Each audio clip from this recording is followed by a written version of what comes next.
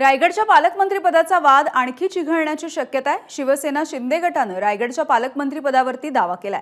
अलिबागचे आमदार आणि तटकरेंचे विरोधक मानल्या जाणाऱ्या महेंद्र दळवी यांनी तटकरेंना थेट इशारा दिलाय। पालकमंत्रीपद भरत गोगावलेंना न मिळाल्यास उठाव करू असा इशारा त्यांनी दिला। उद्या केंद्रीय गृहमंत्री अमित शहा हे रायगडच्या दौऱ्यावरती आहेत आणि यावेळेला तटकरेंच्या निवासस्थानी देखील ते भेट देतील। यावेळी पालकमंत्रीपदाच्या संदर्भात चर्चा होणार असंही बोललं जातंय। त्यामुळे आता शिवसेनेनं देखील कठोर भूमिका घेतली हे दिसतंय।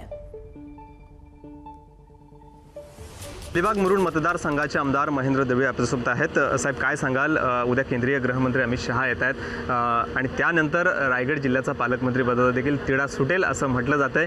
काय वाटतंय? आणि त्यानंतर सुतारवाडीत देखील ते जाणार आहेत, त्यामुळं काय चर्चा होणार आहे याकडे सर्वांचं लक्ष लागलंय। काय वाटतं, शिंदे सेनेला न्याय मिळेल? उद्या खरं तर देशाचे संरक्षण मंत्री अमित शहाजी रायगड दौऱ्यात येतात आणि आपण बोलल्याप्रमाणे ते खासदार मोदयांकडे प्रीतीभोजनाला जात आहेत। तुला पालकमंत्र्याचा विषय आम्ही आशावादी आहोत की अमित शहाच्या येण्याने कदाचित रायगडला न्याय मिळेल, कारण ते महाराजांच्या दर्शनासाठी येत आहेत। छत्रपतींच्या जिल्ह्यातले आम्ही मावळे आहोत आणि बरेचशाच्या रूपाने पालकमंत्रीपद घोषित होईल नंतर असं आम्हाला निश्चित वाटतं, कारण बराच दिवस हा प्रश्न प्रलंबित आहे आणि जिल्हा नियोजन समिती थांबलेली आहे, निधी थांबलेला आहे।